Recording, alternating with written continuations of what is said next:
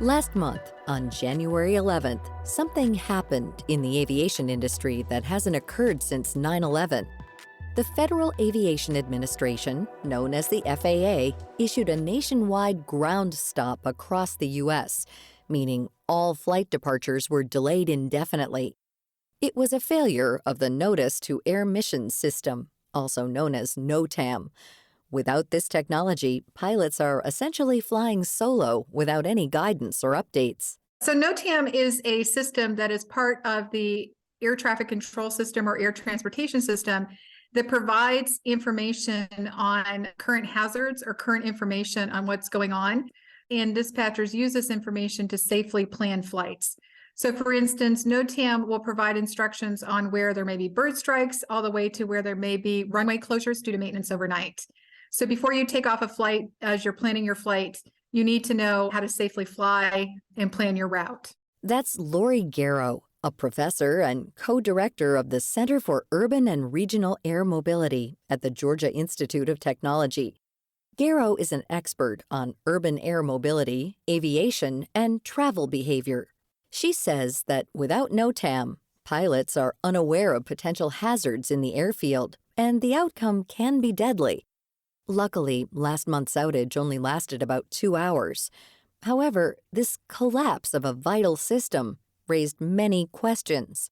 What factors fed into this sudden outage? There was a system update that was done in the middle of the evening, and that the file that was being loaded into the main system to do that updated had some corrupt data in it or bad data.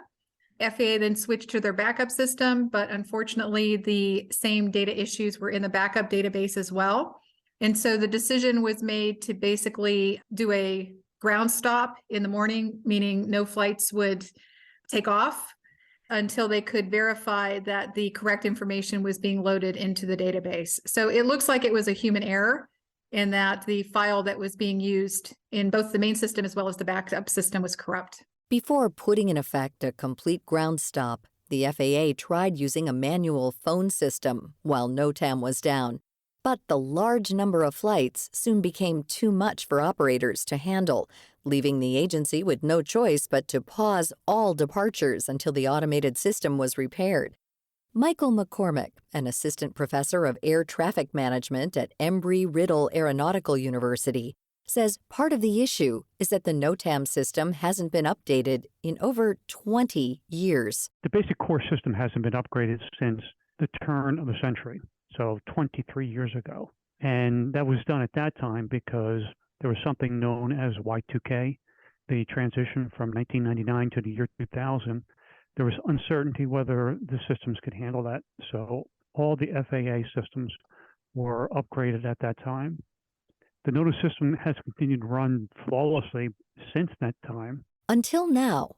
Since the outage, many have wondered if the ordeal could have been avoided with a more up-to-date network. In fact, Secretary of Transportation Pete Buttigieg met with FAA officials, urging them to fully revamp the system as soon as possible, according to CNN. McCormick argues that newer technology is more resilient to glitches and could have stopped the series of IT failures that led to the shutdown.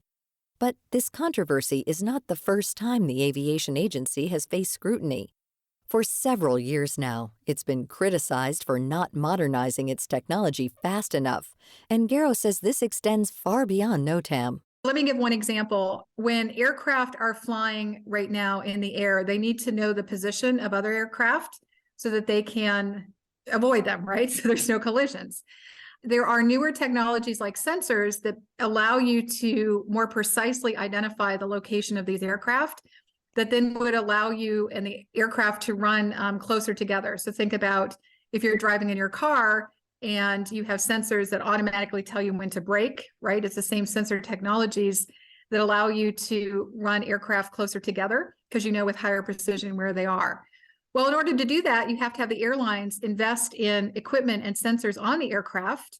And then you have to have the FAA also invest in the technology or systems to be able to use those sensors. On top of adding sensor technology, Garrow says that modernization efforts could improve taxi procedures and fuel efficiency. However, she says not all of these initiatives are in the FAA's hands. In order to make these improvements, the agency will need more money from the federal government. With FAA reauthorization proceedings happening later this year, experts argue that now is the perfect time. The question is, will Congress give the entity enough funding? One of the main challenges that I'm hearing is that these larger modernization projects require funding that is multiple years, right? So, and when you're looking at authorization from FAA, you're doing that on a more short-term cycle. And so in my mind, as we're coming up for reauthorization of FAA this fall, the two biggest things that I could see that would help us move towards, helping ensure that issues like NOTAM don't occur in the future is more funding for FAA, but also looking at ways to create a multi-year certainty around funding for FAA. Currently, funding only covers 1 year at a time, making it difficult to plan for bigger, long-term projects. With that said, this outage, along with the Southwest Airlines cancellation nightmare last December, has put more pressure on Congress to grant multi-year funding. Similar to the FAA, Southwest was also behind on updating their technology. A combination of bad weather, poor planning, and an outdated scheduling system caused an operational meltdown that led to thousands of flights being canceled and millions of travelers stranded. When something like bad weather hits and you have aircraft and air crews that are delayed or stranded at different airports, you need to have real-time information on those aircraft and those air crews in order to ensure connectivity of the flights. Unfortunately, Southwest's system for that scheduling failed. So it made a bad situation worse by not having awareness of where the aircraft and air crews were in order to get the schedule up and running again and ensure the connectivity of baggage and passengers. While these are valid concerns about aviation technology, both McCormick and Garrow insist that just because the operating systems are old doesn't mean they're not safe. The FAA and airlines have protocols in place to ensure the public's safety, such as issuing a ground stop when necessary. And in some cases, older technology can enhance safety. Garrow says that older systems are sometimes better protected against cyber attacks than newer ones. Would you want to learn an antiquated old system, right, to be able to hack into that?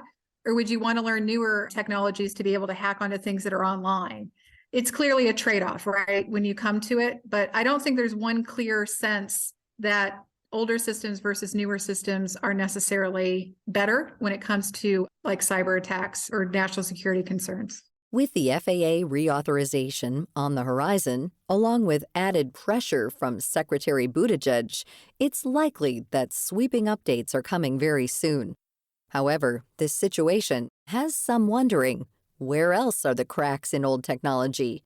While aviation may be in the spotlight now, nearly every industry relies on IT systems to function. It's up to our local and state governments to oversee that public agencies are making necessary upgrades in a timely fashion and have the resources to do so. To find out more about Lori Garrow, Michael McCormick, and all of our featured guests, visit viewpointsradio.org. For more behind the scenes, search Viewpoints Radio on Twitter, Facebook, and Instagram. This segment was written and produced by Grace Galanti. Our executive producer is Amira Zaveri. Studio production by Jason Dickey. I'm Marty Peterson.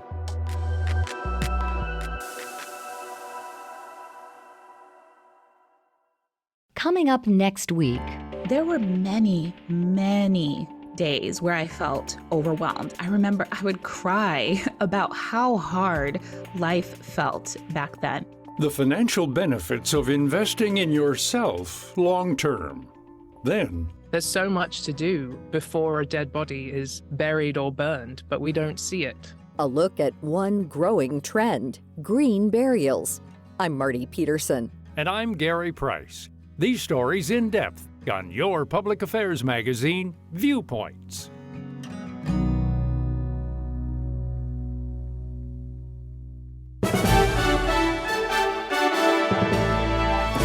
And that's Viewpoints for this week.